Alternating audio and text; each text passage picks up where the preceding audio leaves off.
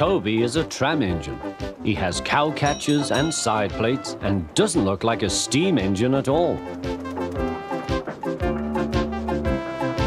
He takes trucks from farms and villages to the main line and is cheerful to everyone he meets.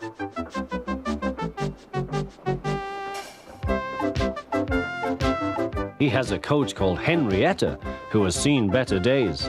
It's not fair at all, she grumbles, remembering that she used to be full and 9 trucks would rattle behind her.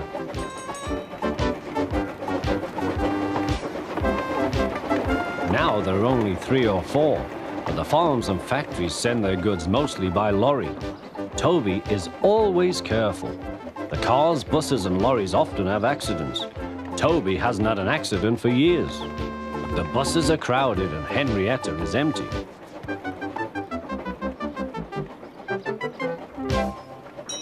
A lady and a stout gentleman stood on Toby's platform. He was, of course, the fat controller, but Toby didn't know this yet. "Come on, grandfather," cried the children. "Do look at this engine." "That's a tram engine, Stephen," said the fat controller. "Is it electric?" asked Bridget. "Hush!" hissed Toby. "Shh, shh," said her brother. "You've offended him." "But trams are electric, aren't they?" "They are mostly, but this is a steam tram." "May we go in it, grandfather? Please?" "Stop," said the fat controller to the guard. They all scrambled into Henrietta. "Hip, hip, hooray!" chanted Henrietta. But Toby did not sing. "Electric indeed, electric indeed," he snorted. He was very hurt. "What is your name?" asked the fat controller. "Toby, sir." "Thank you, Toby, for a very nice ride." "Thank you, sir," said Toby. He felt better now. This gentleman, he thought, is a gentleman who knows how to speak to engines. The children came every day for a fortnight. Sometimes they rode with the guard, sometimes in empty trucks. On the last day of all, the driver invited them into his cab. All were sorry when they had to go away. And the fat controller and his family thanked everyone. "Come again soon," replied Toby. We will," called the children. And they waved till Toby was out of sight.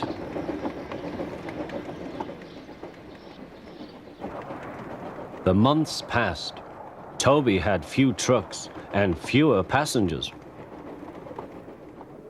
"Our last day, Toby," said his driver one morning. "The manager says we must close tomorrow." That day, everyone wanted the chance of a last ride. The passengers joked and sang, but Toby and his driver wished they wouldn't.